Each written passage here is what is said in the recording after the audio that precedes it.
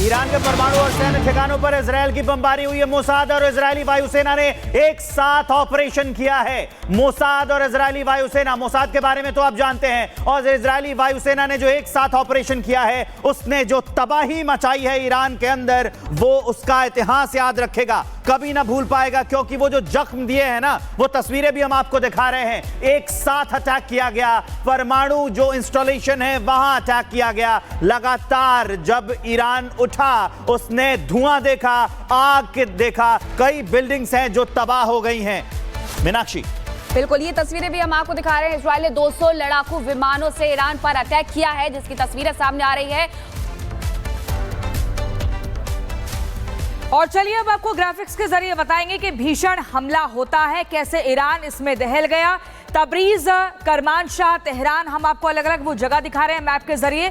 मैं सहयोगी विवेक से कहूंगी थोड़ा सा अगर हट जाए और हम तस्वीरों को जरा देख पाए इस मैप के जरिए। आप देखिए, करमानशाह आप देख रहे हैं, अराक देख रहे हैं, तबरीज देख रहे हैं, इसके अलावा तेहरान आप देख रहे हैं, और वही नंताज और इस्फहान, ये वो जगह है जहां जहां पर इजरायल की तरफ से अटैक किया गया। ये टारगेटेड अटैक किया गया है और बुरी तरीके से ईरान दहला है। इस पर आपको एक रिपोर्ट दिखाते हैं।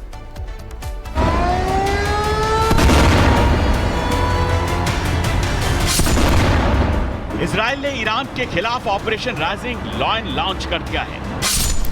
इजरायल ने ईरान के सैन्य ठिकानों के साथ साथ न्यूक्लियर ठिकानों पर भी हमला किया है। इजरायल ने साफ कर दिया है कि आने वाले खतरे से निपटने के लिए ईरान पर यह हमला किया गया। इजरायल के हमले से ईरान धुआं धुआं हो गया है। इजरायल का प्रहार ईरान की राजधानी तेहरान में भी सुना और देखा गया। इजरायल ने इसे प्री एम्प्टिव स्ट्राइक बताया है, यानी कि पूर्व खतरे को टालने के लिए किया गया पहला हमला। This operation will continue for as many days as it takes to remove this threat. For decades, the tyrants of Tehran have brazenly, openly called for Israel's destruction. They've backed up their genocidal rhetoric with a program to develop nuclear weapons.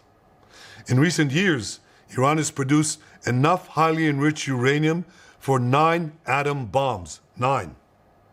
In recent months, Iran has taken steps that it has never taken before, steps to weaponize this enriched uranium. And if not stopped, Iran could produce a nuclear weapon in a very short time. It could be a year, it could be within a few months, less than a year. This is a clear and present danger to Israel's very survival. 80 years ago, the Jewish people were the victims of a Holocaust perpetrated by the Nazi regime.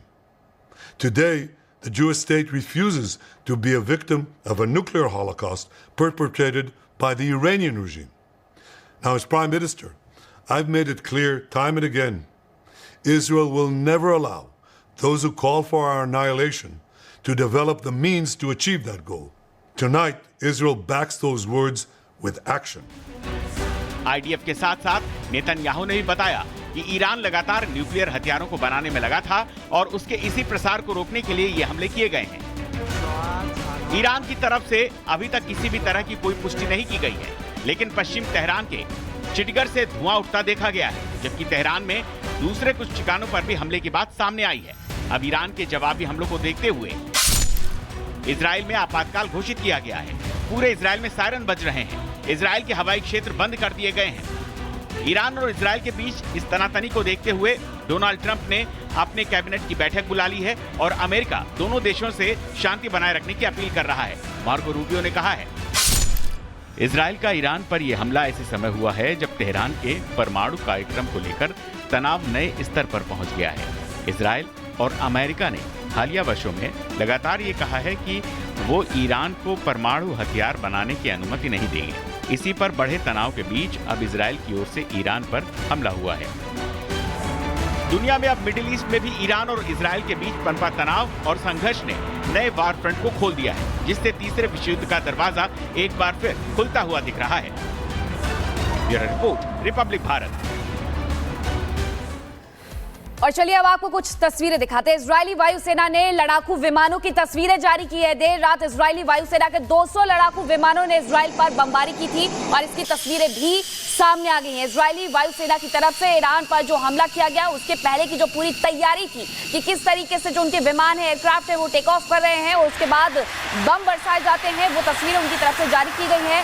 Benjamin Netanyahu जो कि प्रधानमंत्री है Israel के, उनकी तरफ से साफ तौर पर यह कहा गया है कि हम अपने सर्वाइवल के लिए वॉर लड़ रहे हैं। हालांकि दूसरी तरफ अमेरिका को ब्लेम किया जा रहा है ईरान की तरफ से, लेकिन अमेरिका ने दोनों ही देशों से शांति बनाए रखने की अपील की है। अमेरिका की तरफ से कहा गया उसे कोई जानकारी नहीं है, लेकिन ये तस्वीर बहुत है।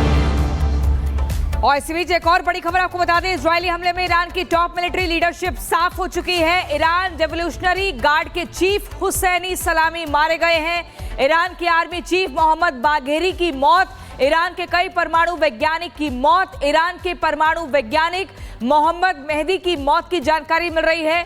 ईरान के परमाणु वैज्ञानिक फरीदून अब्बासी की मौत की जानकारी। हमले में ईरानी सेना प्रमुख और IRGC चीफ भी मारे गए हैं। तो ये बड़ी खबर आपको बता रहे हैं, ये बड़ी जानकारी। और यहाँ पर किस तरीके से कैसे टारगेटेड अटैक किया गया, इजराइल हमले में ईरान की टॉप मिलिट्री लीडरशिप साफ हो चुकी है। ईरान रेवोल्यूशनरी गार्ड के चीफ हुसैनी सलामी मारे गए हैं। ईरान की आर्मी चीफ मोहम्मद बाघेरी की मौत की जानकारी मिल रही है। वहीं ईरान के कई परमाणु वैज्ञानिकों की मौत की भी जानकारी मिल रही है, जिसमें मोहम्मद मेहदी की जानकारी मिल रही है। इसके अलावा आमिर शहराम, इसके साथ ही अली राची, खोमरेत हैदरी, नासिद ज़ादा, रजिया सुलेमानी, अमीर अली, इस्माइल कानी, मोहम्मद फाबुर और अली रजा, ये तमाम वो नाम हैं जो आपको बता दें जिनका खात्मा किया गया है।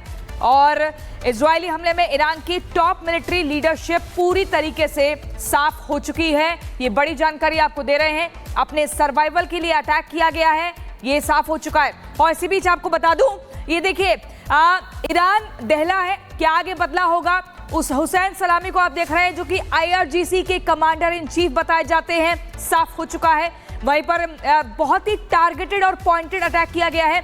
1980 में IRGC में शामिल हुए, ईरान इराक युद्ध में हिस्सा भी लिया, सीरिया, इराक, यमन में अभियान लगातार देखने को मिल रहा है। और वहीं आपको बता दें, मोहम्मद बाघेरी ईरानी की चीफ ऑफ स्टाफ 1980 में IRGC में शामिल हुए। ईरान की सैन्य को कैसे ताकत देनी है, मजबूती बढ़ानी है।